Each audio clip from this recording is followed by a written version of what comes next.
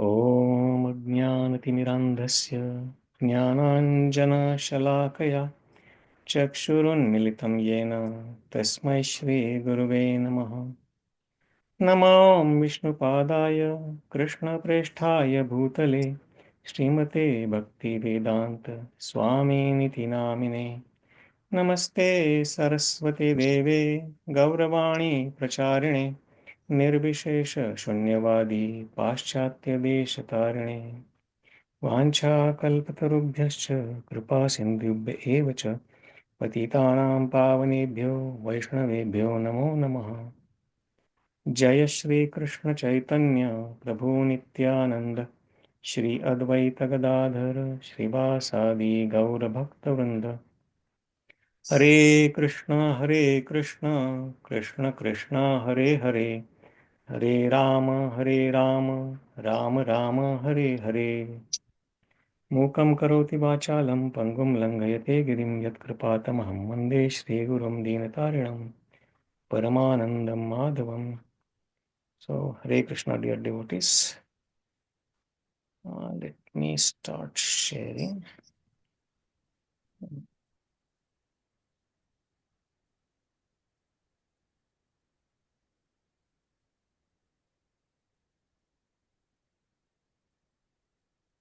Okay, there we go. So, in the Brahma Samhita, we are almost to the end of Brahmaji's prayers. It's where Brahmaji, in many different ways, glorified Lord Shri Krishna, his abode in the beginning, and also gave so many beautiful descriptions and pastimes and qualities of Krishna, and in every verse in the end, he's offering obeisances to Lord Shri Krishna. So, in this kind of one of the last verses of the prayers by Brahmaji, he is offering prayers now, he's glorifying the abode, the supreme abode of Lord Shri Krishna.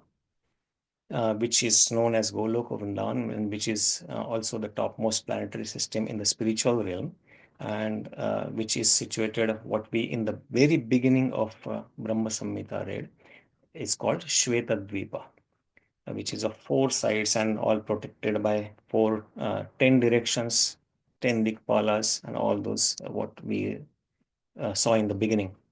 So here he is giving some very beautiful description of that ShvetaDvipa, which in where the Goloka Vrindavan is situated, which is the personal abode of Lord Shri Krishna, and he is offering worship to that ShvetaDvipa, where Lord Shri Krishna personally resides in his spiritual abode with his own personal associates, and that's what we will read today, the beautiful description of ShvetaDvipa. So the text goes like this: श्रियः कान्ताः कान्ताः parama-puruṣaḥ kalpa-taravo drumā bhūmiś cintāmaṇi-gaṇa-mayi toyam amṛtam kathā gānaṁ nāṭyaṁ gamanam-api vaṁśī priya-sakhi cid-ānandaṁ jyotiḥ param-api tad-āsvādyam-api ca स यत्र kṣīrābdhiḥ sravati surabhībhyaś su-mahān nimeṣārdhākhyo va vrajati nahi yatrapi samayah bhaje shvetadvipam tamaham iha golokamipiyam vidantaste santah kṣiti-virala-cārāḥ katipaye.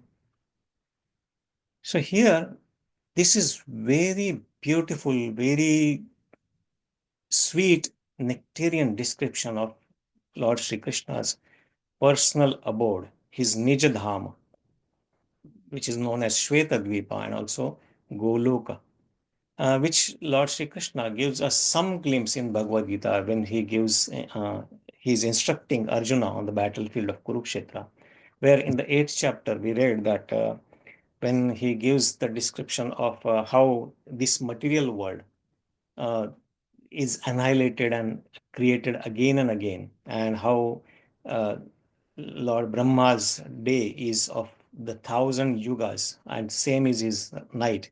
And after every day, this world is manifested, and at every night, this world is unmanifested. But then, after describing that, Lord Krishna says that parastasmattu bhavanyo vyakta vyakta sanatana yassa sarveshu bhuteshu nashatsuna vinashyati. That parastasmattu bhava anya, other than this material creation, which is annihilated and created again and again over a period of time, repeatedly. And with Brahma's day, as Brahma's days comes, it is created, and as Brahma's night falls, it is annihilated again. But beyond this creation, beyond this realm, there is another world, which is param, and which is separate from this, and which is not created, or vyakta avyakta sanatana, which is beyond this creation and annihilation and again, which is eternal sanatana. Parastasmattu bhavanyo vyakta vyakta sanatana yassa sarveshu bhuteshu nashyatsu na vinashyati. And whenever this world is annihilated, material world is annihilated, that still remains as it is. That is never annihilated, which is eternal and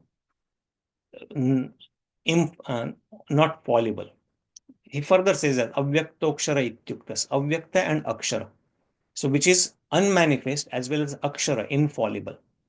Avyaktokshara ityuktas tamahum paramam gatim. Yam praptyana navartante tadhama paramamo. And then one who goes to that abode of spiritual realm, he doesn't have to come back. That is my abode, that's what he says. And that is also supreme. It is always eternally effulgent. It is self-effulgent. There is no need of any external energy to illuminate it. And that's what he gives glimpse us in, again, 15th chapter of Bhagavad Gita. Natad bhasayate suryo na shashanko na pavaka. For there, because it is everything in the spiritual world, everything in his own abode is self-illuminated. And that's why there is no necessity, na tad bhasayate suryo, na shashanka, na pavaka. There is no necessity for illuminating that word of sun, surya, shashanka or moon, or pavaka or electricity or fire. There is no need, because everything is self-effulgent, not like this material world, which is actually full of darkness. The darkness from the light perspective as well as darkness from the knowledge perspective. It is dark because of it is full of ignorance, and it is also full of darkness, and that's why we need either sun or moon or electricity or fire to see something, to illuminate, for illumination here. But about that, his own abode, when Krishna says that na tad bhasayate suryo na shashanko na pavaka yad gatva na nivartante. And when one goes there to that abode, he doesn't have to come back. He will never come back to this material creation. So that very small glimpse that Krishna has given us in Bhagavad Gita, here Brahmaji gives us a lot more beautiful description of the same abode, and that is called ShvetaDvipam. Here is, he mentions that bhaje ShvetaDvipam, that to that ShvetaDvipa or Goloka I worship, because that is personal abode of Lord Shri Krishna, that is Nijadhama of Krishna. And what is he say then? Śriyaḥ kāntāḥ, and which is the abode of his Krishna's maidservants like Lakshmi, Shriya, and Kanta, all the gopis. And he is their Kanta, the most beloved personality. So there are Lakshmis and many gopis who are eternally, who are of the same quality as Lord Shri Krishna. They are as spiritual as Krishna is. And then they have only one love, object of love, and that is Krishna. They are eternally serving Krishna, and they are also very beloved to Krishna. So that's what Śriyaḥ Kāntāḥ Kāntāḥ. He is their beloved Kanta. Parama-puruṣaḥ, and he is the only supreme person there, whom everyone there, everyone, when we say everyone, everything in that abode is eternally serving that spiritual supreme personality of God. And he is the person. He is the parama-puruṣaḥ. He is the supreme personality in that abode. And kalpa-taravo drumā. Drumā means trees. So all the trees there in that abode, in that supreme abode, is kalpa-taravo. It's kalpa-vruksha or desire tree, the wish fulfilling tree. Everything that fulfills all the desires that you may have. And this kalpa-taravo or kalpa-vruksha, this word we read or hear in many places in the Vedic literature, which is the wish fulfilling tree that gives us anything what we desire. And all the trees in that abode are kalpa-taravo, are the wish fulfilling trees. Bhūmiś cintāmaṇi-gaṇa-mayi. And the soil there where people walk is cintāmaṇi-gaṇa-mayi. It is made up of touchstones. It is all the precious gems and it is made up of touchstones. So, and that's why it is self-effulgent. Everything there is spiritual. Everything is effulgent. That bhumi means the earth, what we say, but the land there, the soil there, it is cintāmaṇi-gaṇa-mayi. Cintāmaṇi means the touchstones. It is of the quality of touchstone. Toyam amṛtam. And all the water there is amṛtam, is nectar. Everything there is nectar. There is no material water. There is no tinge of material water element there. Everything, all the liquid there are toyam amṛtam. Kathā gānaṁ. And every word that is spoken in that abode is like a sweet song, is melodious, that we can continuously hear and it will be melodious, nectarian to our ears. So every word spoken in that land, in the spiritual abode, that personal abode of Krishna is like a song. Every word is a song. Kathā gānaṁ, nāṭyaṁ gamanam api. And every step, all the people, when they are walking, or even animals, they are walking or they are taking steps. Every step is gracious, nāṭyaṁ, or like dance. So imagine this. This is like when we think about some musical drama. So everything is spoken, all the dialogues in like a musical, in a song, and every step they are doing is like a dance, if you have seen some musical. So this is the supreme spiritual musical place what we see. Everything there is that we can imagine. Every step is a dance, and every word is a song. Vaṁśī priya-sakhi, and Krishna's priya-sakhi, Krishna's eternal companion is vaṁśī, his flute. He's always carrying his flute, and that flute never leaves him, and Krishna never leaves his flute. That flute is his eternal companion there. And everywhere, typically, we see that we cannot even imagine Krishna without a flute. So that vaṁśī is his priya-sakhi, is his eternal friend, dear friend.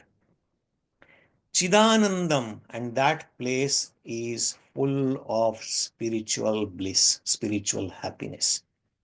And jyotiḥ param api, and it is also full of effulgence. And that's why Krishna says that natad bhasayate suryo na shashanko na pavaka, because that whole abode is full of spiritual effulgence. Everything there, every object, every one is full of effulgence there.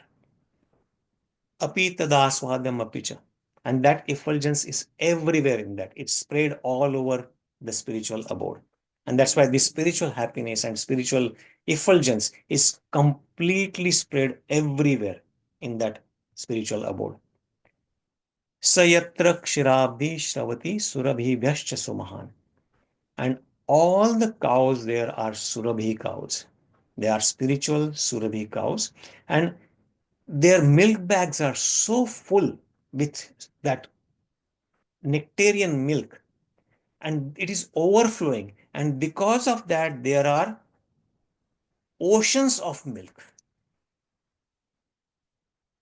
Because of that milk bags overflowing from that surabhi cows, this whole abode has become full of ocean of milk. And that's why it is also actually called a ShvetaDvipa, because of this whole white ocean of milk there. And that's why it is called ShvetaDvipa. So sa yatra kṣīrābdhiḥ sravati, continuously milk is flowing. Surabhībhyaś su-mahān. Nimeṣārdhākhyo va vrajati nahi yatra samaya. And in that abode, not a single person, not a single object is wasting. And it says nimesha ardha, not even moment. It says not even half a moment it is wasting without serving Krishna, without glorifying Krishna, without thinking of Krishna, without association of Krishna. So nimeṣārdhākhyo va vrajati, they cannot go, they do not do anything without serving or without thinking of Krishna. Yatra api samaya, and that's why there is no time. Because time is, if Krishna says in Bhagavad Gita, kalosmi, that I am time here, and I, in the form of time, time is my energy that takes away everything. Time I have come here to kill all these, both the parties, and everyone other than you Pandavas will be killed. That Krishna says in the 11th chapter to Arjuna. Because time is wasted, or time is taken from those who do not serve Krishna. Ayur harati vai pumsam udayan nastan yannaso.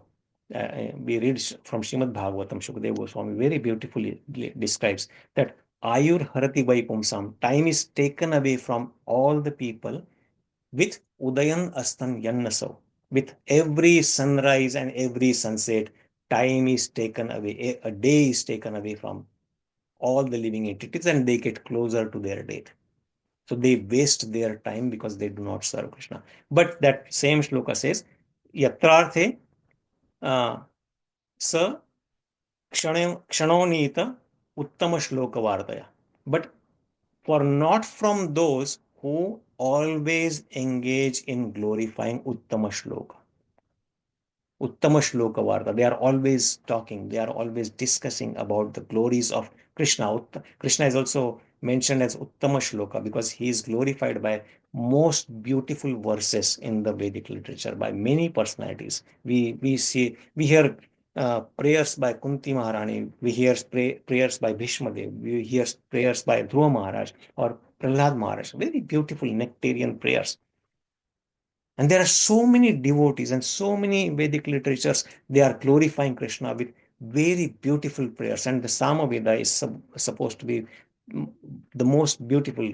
Vedanam Samavedosme, Krishna says in the Bhagavad Gita, that glorifies Krishna and his pastimes with most nectarian verses. And that's why he's also known as Uttama Shloka. And so when somebody is discussing or not wasting even a single moment discussing about Krishna or glorifying Krishna or serving Krishna, then they are not wasting time. And for them, Krishna says their time is not taken away. But for all others, with every sunrise and every sunset, time is taken away from them. And because in the ShvetaDvipa, in this abode, nimeṣārdhākhyo va vrajati nahi yatra samaya, because nobody is wasting time, there is no concept of time. There is no time because there is no time taken away from anything. There is bhaje ShvetaDvipam, that ShvetaDvipa, sahasrapatra kamalam sahasradhya. We read in the very beginning that thousands of lotus petal and yat kinjalko, in the middle of that wall of that lotus, Lord Krishna has his personal abode. That ShvetaDvipam, bhaje, I worship that abode of supreme abode of Krishna. Bhaje ShvetaDvipam ahamita golokamitiyam. Where that it is also known as Goloka, or that's where Goloka Vrindavan, his Krishna's personal abode is. Vidantaste santa kṣiti-virala. There are very few santa, there are very few. Kṣiti-virala, virala means rarely there are any personalities. There are saintly personalities that know about this. They vidantaste, that even know about this. And chara katipaye, and hardly anyone can go there, can attain that spiritual abode. And that is the perfection of life, to go there in this Krishna's abode. And that is what, if you remember in the previous verses, we read about different rasas. And the topmost rasa is Madhurya rasa. So the 5 primary rasas in which devotees serve Krishna: Shanta, Dasya, Sakhya, Vatsalya, and Madhurya. But out of that, Madhurya is the topmost rasa. And one that to attain that Madhurya rasa and be in this abode to serve Krishna is the highest perfection of life one can get. And that, he says, Chara Katipaye, one very few can attain that perfection. Just like in the 7th chapter of Bhagavad Gita, Krishna says, Manushyanam sahasreshu kaścid yatati siddhai, yatatam api siddhanam kaścin mam vetti tatvata. In the same lines, out of many thousands among men, Krishna says, somebody may try for perfection. And out of many among such siddhi, who have attained such siddhi, hardly one knows me. In the same manner, there are very few, kṣiti-virala, they can know about this spiritual abode, the personal spiritual abode of Lord Sri Krishna, Goloka, ShvetaDvipa, and hardly anyone can attain that spiritual abode. Let's read the translation. So very beautiful. This is very nectarian description of Krishna's personal abode, that ShvetaDvipa or Goloka. I worship the transcendental seat or abode known as ShvetaDvipa, where, as loving concerts, the Lakshmi in their alloyed spiritual essence practice the amorous service of the Supreme Lord Sri Krishna as their only lover, where every tree is transcendental purpose tree, where the soil is the purpose gem, all water is nectar, every word is a song, every gate is a dance, the flute is the favorite attendant, effulgence is full of transcendental bliss, and supreme spiritual entities are all enjoyable and tasty, where numberless milk cows always emit transcendental oceans of milk, where there is eternal existence of transcendental time, who is ever present and without past or future, and hence is not subject to the quality of passing away even for the space of half a moment. That realm is known as Goloka only to a very few self-realized souls in this world. Kṣiti-virala, very few persons know this about the Goloka Vrindavan in this world. In the purport, there are few points that very nicely described. So here in the beginning, in the first paragraph, Srila Bhakti Siddhanta Saraswati Thakur describes about the rasa, that only one who is in the highest rasa, those who attain the highest rasa of the self-realization, that is the Madhurya rasa, only they can get to attain or understand the reality of the ShvetaDvipa in Gokula. And then they can also understand in that rasa, whoever the personalities are there, they can understand that this ShvetaDvipa, they can get that reality, they can see that reality in Gokul, Vrindavan, or even Navadvip, because they are not separate from those abode. So one who is in that rasa, he can see that Vrindavan is same as the Goloka Vrindavan. Navadvip is also same as Goloka Vrindavan. It's of the same quality.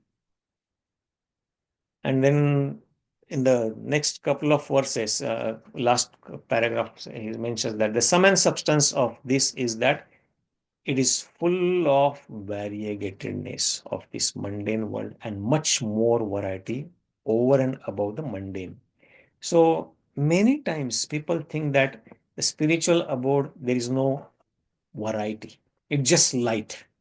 But here, with all these beautiful descriptions in this world, we can see that the spiritual world is full of beautiful varieties. It is full of variegatedness. It's not that there is no trees, or there are no animals, or there are no land or other varieties there. It is not just one white light or bright light.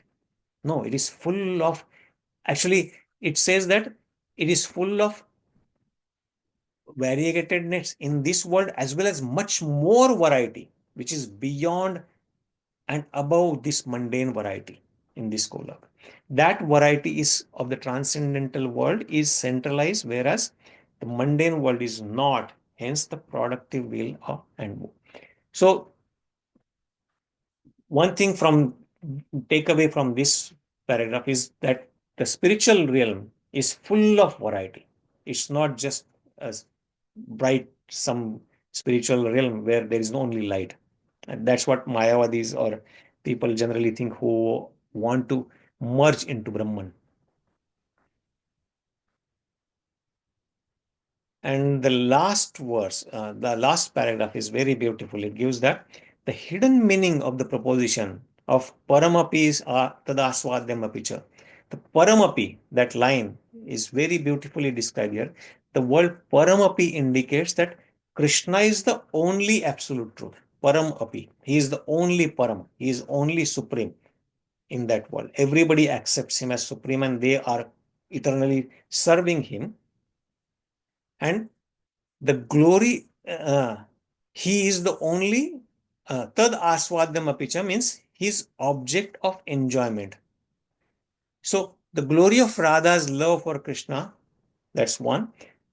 Tasty quality or the rasa of Krishna that is realized by Radha. So Radha Rani is eternally serving and she is enjoying that rasa of service of Krishna, the highest rasa of service of Krishna, highest rasa of devotion of Krishna.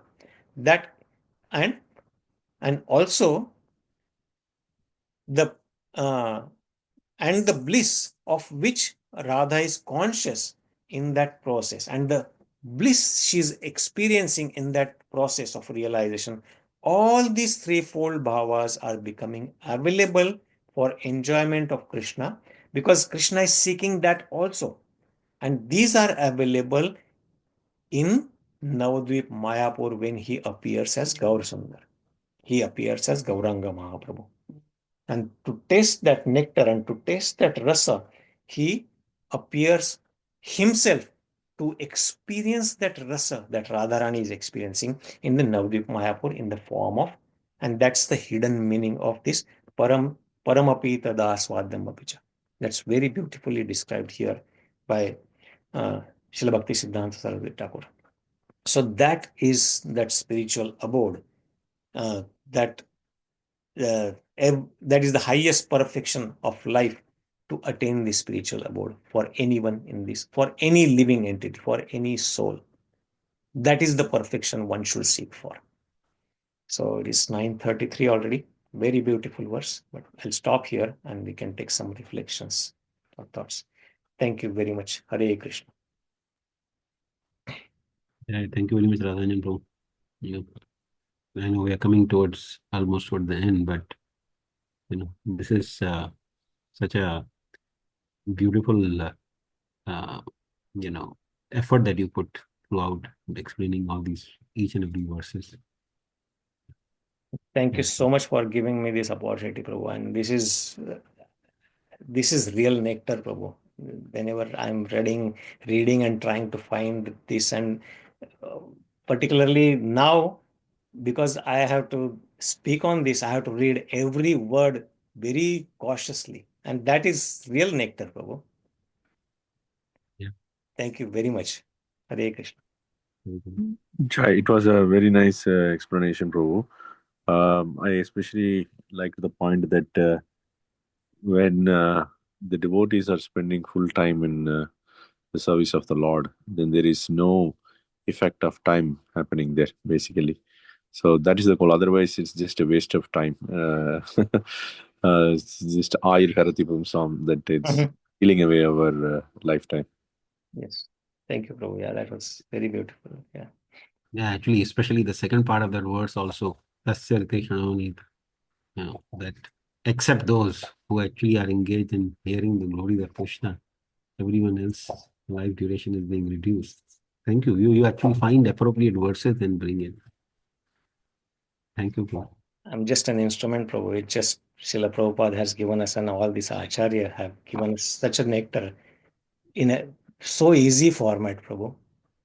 Mm. So, thank you very much. And then, of course, I had read these many times, but toward the last portion that you read the purport, Mhm. param api tad āsvādyam. Yes. Beautiful point. Even though he's param, he's supreme, but still he is. He wants to taste that rasa also. Yeah. Yeah. Thank you, Prabhu. Thank you very much. Thank you, Prabhuji. All the sections are very beautiful. And next Wednesday, what you will teach, I don't know, but if you can continue your nectarian every Wednesday, that will be great, Prabhuji. As Shankaranand Prabhu agrees that next class should be like a different way. I mean, if you want to continue Brahma, it's also fine, Prabhuji. But we want to see you more and more about from you, Prabhuji. Thank you so much. You are so kind, Mataji. Actually, I don't know if I am doing enough justice, but I know for sure I am relishing it. Yeah. Yeah. But today's last verse is about ShvetaDvipa and everything you mentioned. So ShvetaDvipa is like Garbhodaya, who is laying on the Garbhodaya Vishnu?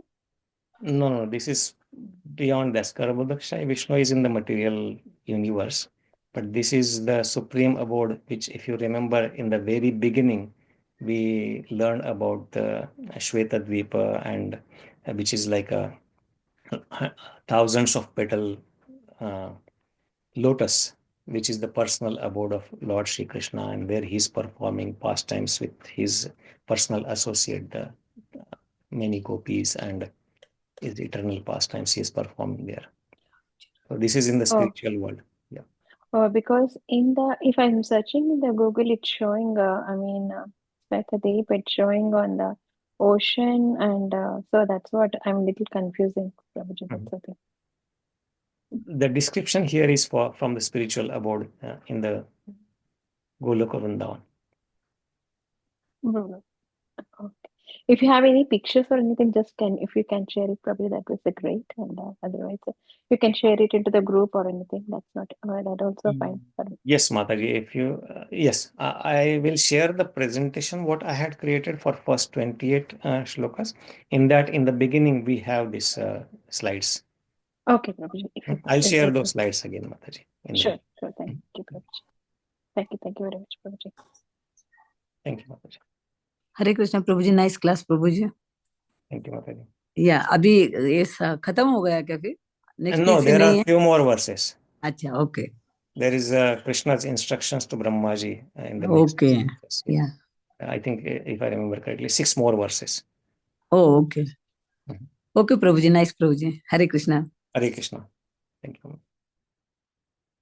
So we'll stop here. Vanchakalpatarubhyascha Vanchakalpatarubhyascha kripasindhuvya च पतितानां पावनेभ्यो वैष्णवेभ्यो की जय, श्रीला प्रभुपाद की जय। की जय। Thank you, Prabhuji. Hare Krishna. Thank you, Prabhuji. Hare Krishna. Hare Krishna.